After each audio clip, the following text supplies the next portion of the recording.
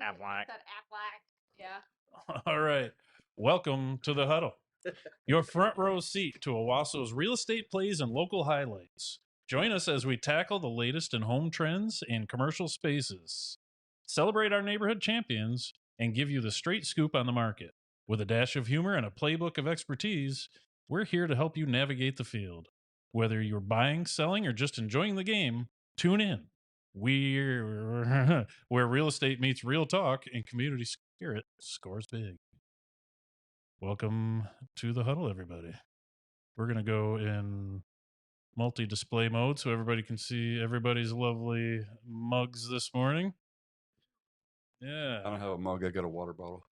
You got a mug? Or you got a water bottle? Yeah, No? sure do. Yeah. Okay. All right. So here we are, January 16th. We are well into January and into the new year. And we probably have some things we can talk about in the marketplace, don't we? We do. But the first thing I want to point out is that you and Cody seem to have a ton of enthusiasm for the last huddle that we did because Michigan won the national championships. And here we are, that the Detroit Lions won their division, and yet crickets out of the two of you. What is wrong with you? Where is your Michigan spirit, guys? Hey, I'm drinking the blue Kool-Aid. It's Jeff that I'll throw him under the bus. He's like, I don't really care. I'm not much of an NFL fan. I'm not either, but this like, is like an apocalypse. Well, hell is freezing over, literally. Yeah. Yeah. I mean, don't get me wrong. It's cool to see. I watched the game, the game against whoever it was they played. No, I did watch, and they're good. They're fun to watch, all that stuff. I just don't have a hard time getting excited about the NFL. So, and I will say it here first. I don't know who I'm a fan of, but I'm not really a Lions fan. I typically follow Michigan players that go in the NFL. Sure. I truly do. But watching Detroit, it's been a blast to see. It's something we're not used to. And can we just point out how Brian was the one to bring up the sports topic today? Good job. It was, yeah. Good job. Yeah. I was waiting for you, but you guys had beforehand, like last week, you guys came in flying your banners and all your cool logo wear and everything. And this week you walk in and you're just like, whatever, whatevs. But I have to go with you, Jeff. You know, like I'm not huge into the NFL, NBA, NHL, AFL, CIO. I'm into none of that stuff. See, and we should be super excited about the Detroit Lions, like Lions fans are, because for the simple fact, watching them win a game like this is like watching the Spartans win. Just doesn't happen that often. Dang, complimented your state and slammed it in one sentence. Very, very good. Very good. This place is wonderful to live, except for all the crack cocaine. Oh man! Hi, girls. If you're thinking about selling, call me. I would love to come do a free market analysis and donate your couch to East Lansing. I do hear they're running low on couches to burn right now because Steven Izzo scored a point in the game the other night. So apparently, like that's the world's biggest news in East Lansing. Slow news day. Oh man, we're gonna get lambasted for this conversation. So, what's going on over on that side of the desk? Wheeling, dealing. Wheeling and dealing, Tracy says. Wheeling, dealing. All right. Working. Good. So I want to ask you guys a question. Everybody a question. I earlier in the month challenged you guys to write. You have notebooks to write in. Has anybody been writing? Yep. I missed yesterday, so. Okay. Good. All right. Very good. Charge. The reason I asked that is because we are getting into the swing of things with our business plan. We're kind of moving through to planning, and now it's time for action. And I proposed that writing on a daily basis would help you speak, have impromptu conversations and recall some of the training that you've had. So just want to check in and see where we're at on that. I know Cody didn't raise his hand. Well, I'm doing some writing, but it wasn't in that notebook. Okay. We're doing writing on notes of something else I'm doing that I don't want to talk about on camera. Oh, that's fine. But you know what I'm talking about. I think so. But you've been right. Taking notes of learning things. Aha. So you're educating, you're writing. That's good. That's good. I'm personally, I'm not a big fan of impromptu conversations because usually they start out with license, registration, and proof of insurance, please. Yours probably too. Yeah, you never cut me any slack. That's right.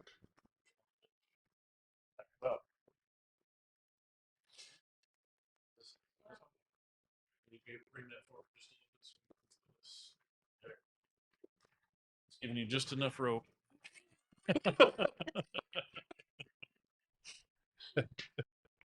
All right, so I'll restate the challenge to write something every day to ideally fill out that page of the notebook, or to fill it rather. I do believe it'll help in your conversational skills and your quick thinking, quick responses. So good example, huh? Yeah. I didn't All want right. to say writing about hobbits. We were supposed to write about something specific. You just write, man. Okay. We can't. I know we can. Once you start going, I'm sure we can't control it. So As I say, No. with business, personal, No, it's whatever. just write. Yeah. It's therapeutic. I will give it that. So I'm not consistent. I'm not doing it daily, but every other day generally is what I'm doing. About hobbits? Yeah, about hobbits, because I identify as a hobbit, mostly because I love second breakfast. Right. I like to write about ghouls, green ghouls. Green what? Ghouls. Ghouls? Yeah, ghouls. Yep. Do you not know what a ghoul is? I know what a ghoul is. I like to write about them. I see them They're at the beach green. all the time in their bikinis and stuff. Not those kind of ghouls. The green ghouls. Lost you, huh? Is that a strain or something that I should know about? No. That's a Charlie Kelly. He likes ghouls, green ghouls. Although it wouldn't surprise me, walking to Charles, can I get another ounce of green ghouls? Sure, we got purple ice cream and iridescent lizard too. I think it's the same green of the paint that he likes to drink. There's a certain color of paint certain green color paint that he likes to drink right out of the can. Anywho, At least he likes to keep it fresh. Yep. Keep it fresh. Tell us about the market. What's happening in the market right now? Picking back up. It's starting to see a little bit of movement. Actually, we had the open house on Tahio yesterday. Oh, me, oh, my, oh. Won't you come look at Tahio? Actually, it was on Sunday.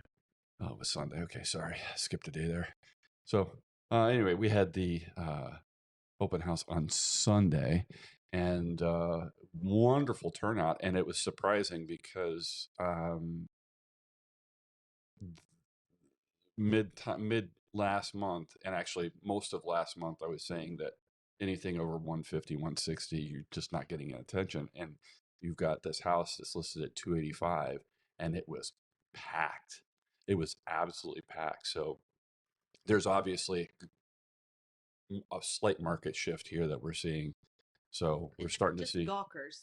No, These are absolutely serious not. Buyers. No, because are we allowed to say how many offers that we have on that? No, probably not. But we had an offer. Lots of offers, and 18 plus visitors through the open house. Mm-hmm. So that shows that there is demand in that price range. Yeah, they're definitely serious too because it was cold on Sunday. I thought it was going to be dead because it was freezing. I was like, no one's gonna want to go Yep. out in cold. And Well, that's the biggest thing we express to sellers is don't be afraid to sell in the winter. Yeah. A lot of people don't want to move, but you get serious buyers all winter long. Yep.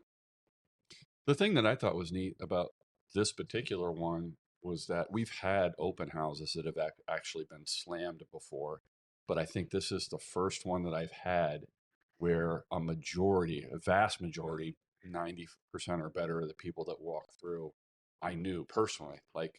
And it was kind of great. It wasn't like an open house. It was kind of like a little house party. So it was a lot of fun. I really enjoyed it. It was really cool seeing all those friendly faces walking through the door. You're probably not old enough to remember. Well, you guys. Excuse me? I didn't mean to look right at you. Sorry. But John Garabedian open house party Saturday nights on the radio. I can't remember what station around here it was on, but it was a syndicated Saturday night radio show. John Garabedian open house party, and that's what we do. We have open house parties. We used to just listen to Dr. Demento. I bet you did. Pencil neck geeks. So, what's going on that side of the table? Brian's singing again. I'm trying. Hey, what would this be if I wasn't here, right? It would be boring, Brian. It would be boring. Hey, no. So, lots of demand for listings in price range that we weren't expecting. I'm not going to jump to that extreme yet. I'm going to say we're seeing increased activity. I'm not going to say that we're seeing a 180 turn in the market. What I'm saying is that it was surprising to see that kind of activity. Now, that being said, I mean that this particular home is really one of those diamonds that's out there, really refined, really well decorated, really well cared for, and it's a higher caliber home for that price range. I think that was the biggest draw. I would agree with that.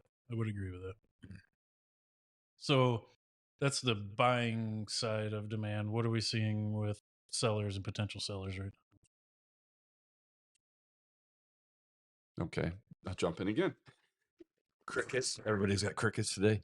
So from my perspective, I see a lot of sellers are still reserved. They're still seeing that the market was a little slow there for about a month, and they're waiting. Some of them are telling me we want to wait until spring when everything gets warm, and I'm like, that's too late.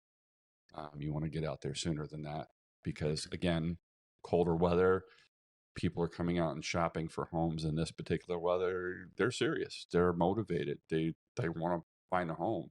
So give them a home. If you're cold, they're cold. Bring them inside. I don't think that's the living arrangement they're quite looking for. You guys, conversation with sellers, potential sellers, finding more of that happening right now? Yeah, I've had a couple. Is this okay? Yeah, it's good. A couple of sellers, owners of houses that are looking to potentially move spring, summer. I told them, right now buyer demand is up. The sooner the better, but on your own terms whenever you're ready. So I have had a couple throw the idea out, in contact. They're soon to be. Kind of a waiting game right now. Good, but you're having conversations. Yep. Conversations, yep. That's good. That is good. All right. Anybody else have any input there? Same thing. I mean, having conversations that almost daily based on the letters I write on behalf of my buyers, or work in my sphere of influence. There's lots of people that want to sell. The demand or the inventory could be there. It's just people are hesitant because of the inventory. Where are they going to go? Well, that's why you contact us and see what kind of game plan we can come up with based on your specific situation. So lots of conversation, literally daily. So, I mean, that's the good news, that potential's there. But yes, if we could get some people to put their homes on the market, I think it could really open things up. The conversation I've been having lately around that, like, how the heck do I buy without selling. Bridge loans are starting to be a conversation again. And I think in months past we've talked about bridge loans, I did a couple last year. and they're a good solution if the buyer situation or buyer/seller situation fits it. It scares me a little bit for the seller, or the seller that's buying something in their house. Maybe they haven't done all the prep work, and it's not fully ready for the market. That concerns me a little bit, because I think you want to increase your chances of selling even more so carrying a bridge loan, and not just increase your chances of selling, but selling for top dollar. When you're carrying a bridge loan, your risk has increased. So that's the only part that makes me nervous, is when a seller's not fully prepared for the market and they're going to carry this bridge loan while while trying to buy this other house. But And that's the other why. thing I would caution is that anybody this is a new term to them, or they've considered a bridge loan, to do your homework, because there are predatory lenders out there that do bridge loans and second mortgages, and they're not exactly on the up and up. So be wary. Yep. The last conversation I had was last night about bridge loans, and I just said ask a lot of questions. Make sure you understand the what ifs. How long is this bridge loan set up for? What's the penalty if we have to go past that? Lots of questions there. And you're right. There are a lot of predatory lenders, and I mean predatory in that they are seizing this opportunity. The bridge loan is a good tool. It is. It But absolutely is. But in the wrong hands, it can be a disaster for somebody. So that's why we talk about our trusted lenders the way we do. We know that if they recommend a bridge loan, or even offer it in any given scenario, we know that it's probably suitable for that client, because our trusted lenders wouldn't put a borrower in a tough situation. So yeah. Yeah. And if you're looking for someone, give us a shout. We have a list of lenders that we have worked with for quite some time and have a track history of doing what they say they're going to do, doing things on the up and up. So we'd be happy to help you find the right person. Absolutely. And look, we have our trusted lenders that we've worked with on the regular, and they understand how we work with our clients and vice versa. Sometimes they won't have a program that this particular borrower needs, or sometimes there's just a personality thing where it just they don't mesh or whatever, and that's perfectly fine. We can do the research. We have relationships with plenty of other lenders that we trust. They just don't make our preferred list, but we can certainly ask the questions and try to help match you with the right lender. What's going on in the community that we need to know about? Events or anything else going on in the middle of this frigid time of year? Seen a bunch of stuff bouncing back and forth on social media, and it looks like people are starting to look forward to the spring. I mean, they're planning this chocolate walk right now, which I am absolutely looking forward to, because that's so much fun. I love the chocolate walk. But the art walk is coming back. So they've got a new person that is now spearheading that, and I'm glad to see that coming back next year, or this year. So that should probably, they're still trying to find a date for it. I don't know if they're going to do it in August again, but they're looking at other dates that might work. But I really have to give kudos to Lizzie Frederick and the people that are working with her and the community, the volunteers, because they are really, really ramping up their game. They're really trying to get down a lot of stuff going downtown here, a lot of fun stuff going on. So, And it's important to realize why do they want a bunch of downtown events. And Brian, you have been so involved with this. Why wouldn't tell us why it's important to have downtown events? oh, well, that's easy, because I mean, events are kind of like the lifeblood of the community. I mean, sure, you can have a downtown community where you have a lot of great businesses that work together, but without that without doing the events that generate people. One, it brings recognition. People who generally don't come downtown for those events, and they get to see, wow, hey, there's this new business that popped up. I didn't know this was here, and oh, that's where that is. I've heard a lot of people talking about that on Facebook. Now I know where they are. They get to meet cool people that are out there, people that you wouldn't normally meet. Have great conversations. It's a fun time, and it just really sparks, what we're doing here. And I love it because this is in stark comparison to where I used to live in West Virginia. I mean, nothing like this ever happened, and it showed. People were isolated. They didn't talk. You didn't know who your neighbors were. You didn't know who, the business owners downtown. You didn't know any of that stuff. Whereas here, like, I could probably rattle off the top of my head 30 different businesses. I know the owners. I know their employees. I mean, it's wonderful because they're actively involved in events like this. And you can hear when I'm talking and my hands start moving, I'm animated because I love it, because I love being involved in this stuff down here. Even something as simple as going around and doing the trash pickup days. Love it. It's a lot of fun. And we need people to do those things and put on those events. I mean, I think community enrichment is about having something available for everybody. Not that one event suits everybody, but having events, Yeah. enough events that suit everybody. The mini golf madness was a great example of how many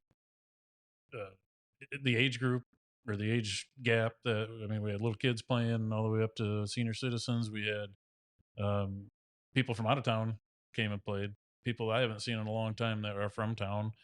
And it's great for the businesses to get the foot traffic. And like you said, the recognition that they might not get otherwise. So those events are huge. So we encourage people to come down and participate when they see them. And if you appreciate the folks that put on these events and the businesses that host something during the event, you should frequent them to help them stay in business so they can continue to spend their time creating events and hosting events for you to come down and have fun.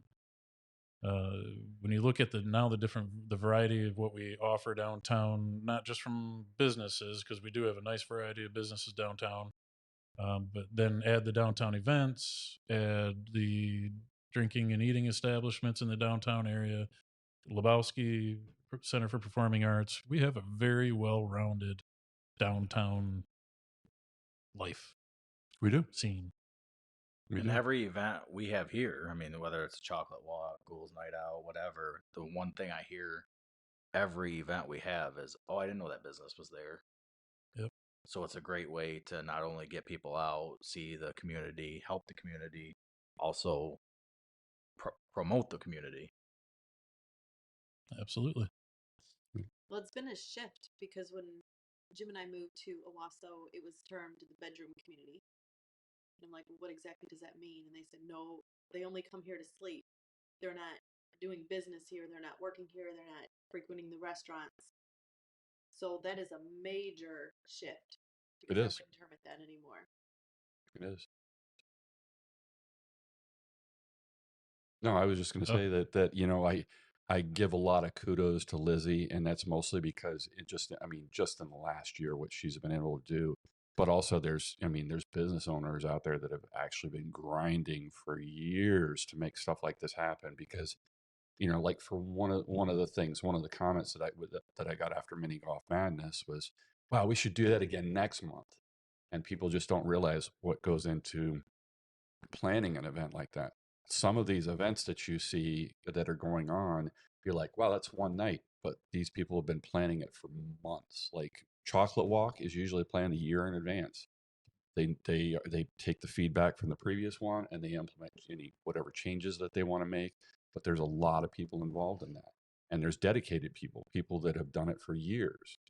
And then, I think of people like, Rick Morris down in Westtown with the bike shop that, he grinds at, trying to not only promote his business, but he's promoting everybody else in the community. Because, some business owners, so I'll go off on a little bit of a tangent here.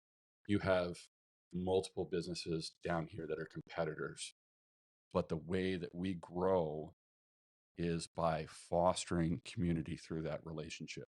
So by promoting other businesses that are out there. All I'm doing is I'm promoting our community. I'm helping my community to grow. My competitor is probably going to benefit from me doing that, but I don't care because I'm involved in the community. I'm doing good stuff.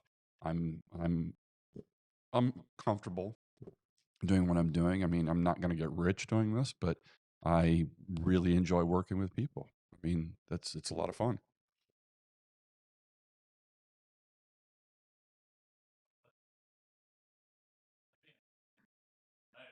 You're right. When you contribute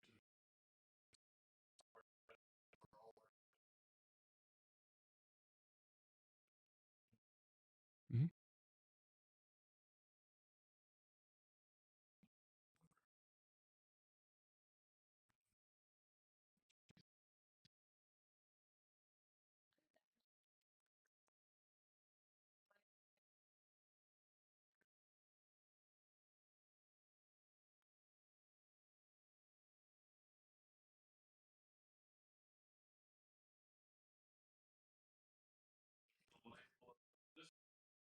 Mhm.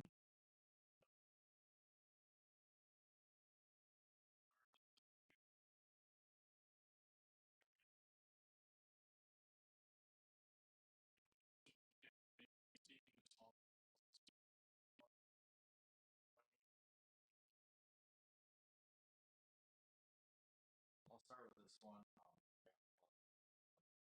Message. But when Great Popcorn just started a subscription,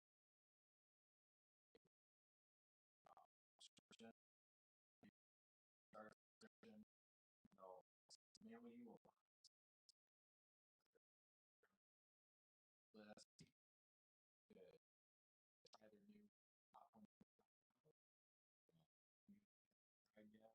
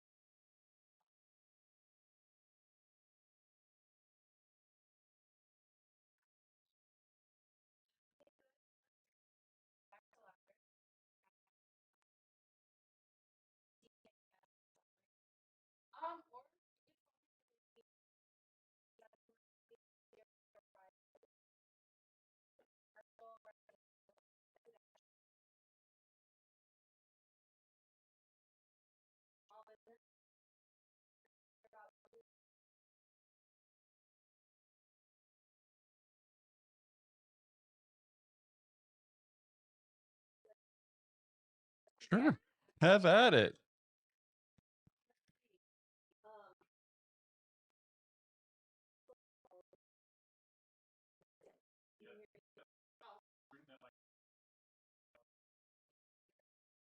You need the elastic extension, elastic microphone cords. Heslop's Auto Repair, family owned, been in the community for a long time. I'm going to touch on what Brian said. Community, it matters. It supports the family. It puts food on the table. Supports small family. And it doesn't have to be small. It can be big too and still family owned. It's just that you make that connection with the owner and it makes you feel good. Heslop's Auto Repair. Located 1107 East Main. 99. 723 Auto. 723 Auto. Good. Anytime I hear auto, I think of O'Reilly. O'Reilly's. Parts. Okay. Brian, you So, got a specific yeah, I'm downtown gonna business? do a little bit of boosting somebody else and a little bit of shameless self promotion at the same time. So, a couple months ago, I helped a wonderful woman by the name of Dawn McCoy who is the owner of It's a Deli Thing, It's a Bakery Thing, and multiple other businesses. Wow, she is honestly one of the hardest working hardest working people that I know in this community. She is driven, she's motivated. She's had It's a Deli Thing for 16 years now, actually 17 years. And she recently purchased a building on Exchange Street, and she's expanding her business. And hopefully Jeff and I will be doing a video about it soon, I hope. I hope so too. Okay, just checking. So anyway, but she is looking at really expanding the business to offer not only more meals there, that more seating, but she also wants to expand the menu a bit too. So that's her hope. So to hear her talk about it gets me excited, because she is so excited about doing this. And I love to see people that are trying to, build their businesses, build, whatever they're doing out there. And she's so driven, and it's just so to see the light in her eyes and smile on her face when she starts talking about what she's going to do. It's just wonderful. So she's still in business right across the street over here on Main Street, but come over and see It's a Deli Thing. But hopefully in the next couple months, we're going to see a new location, a lot more available. And we hope to bring you kind of a sneak preview of what's going on inside the new location of It's a Deli Thing. That's the plan. Well, and I would like to follow up on that. Are you stealing my thunder? Yes, Okay. I am a little bit. All right. But I'm gonna channel this through to something you said several weeks ago when we were planning. You said I would like to get more involved in the commercial side of it. So all these little businesses started with a thought, a dream. Oh, maybe could we, maybe on a napkin or a sticky note, like we say, come see us if you want to sell your home or you want to buy your home. So let's have a conversation if you have a thought, a desire, a dream, and let's put it on paper and let's see if we can work, and let's see if we can find you a place. Yep. Because, Dawn McCoy, I'd love to hear her where she started and what sparked it and feed into people, gain from their knowledge, and call us for a commercial property. And I'll even build off of that too. Like I said earlier, is that if you needed a lender, we know a lot of trusted lenders out there. We also have resources for people who want to start or build their businesses. We know people you can contact that will help you through the process. If you've never written a business plan, we have those people available to us. If you have never applied for a grant to improve the facade on your building, build out residential in a commercial building, we know those people, so we can help. So give us a call. Very good. Have any of you guys tried the Defying Gravity bakery? I'm ashamed to say I have not yet. They have been on my list. They're on my list. I really want to try them. I saw a post. They look amazing. Is it the one in state? Yeah, right next to Culver's. Yeah, is it good? It's good. I was impressed that they had gluten-free options. Oh, really? So Okay. yeah, and not many places do. Maybe I'll run over for lunch. Mm-hmm. I've been meaning to try it. It's good. Good. I'm going to give a quick shout out to my buddy's business, Thompson Carpet Cleaning. Tim Thompson has been in the flooring business pretty much his entire life and has a great cleaning business. He uses all safe chemicals. He's a family guy with children and pets and would never want to put harmful chemicals down on your floors or his. So he does a great job, works really hard. People love him. I mean, if you know Tim Thompson, you love Tim Thompson. He's a friendly guy, he can talk to anybody, but he does great work. Is quick to respond, quick to get the work done. And I think you should call him at 989-277-2852. And man, I hope I just got that right. It's been, I'm just going to look it up while I'm talking right here just to make sure I got it right, because that was right off the top of my head. It almost was too easy, but it was correct. 989-277-2852. Thompson Floor Cleaning. If you spill the ice cream. Oh, I had something to tell. I had Is it something on the one of your tip sticky notes? No, it was in my head, and unfortunately, ADHD took over, and it went in. Gone. Bye. See you later. Well, if you have a small business and we haven't featured it, comment below this video or call us, and we would love to come check it out. We can have, if it's a restaurant, come have lunch, and maybe you'll be the next to be mentioned or highlighted. I wonder how many real estate agents are going to mention this. Hi, promote me. I can if you come to work for Yeah, us. exactly. There you go.